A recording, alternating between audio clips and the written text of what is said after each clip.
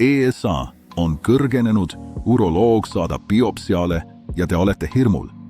Võtleme läbi ilma paanikata. Eesnäärme biopsia on 12–18 mikrotükikese võtmine peene nõelaga ultrahelikontrolli all.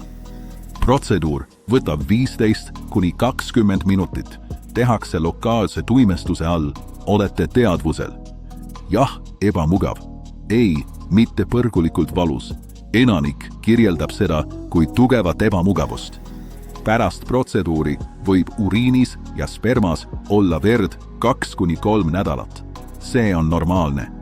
Kaasaegne standard on MRT fusioonbiopsia, kus nõela suunatakse täpselt kahtlasesse piirkonda MRT andmete põhjal. Täpsus on kõrgem, torkekohtade arv väiksem. Biopsiast keeldumine tähendab vähiga ruletimängu.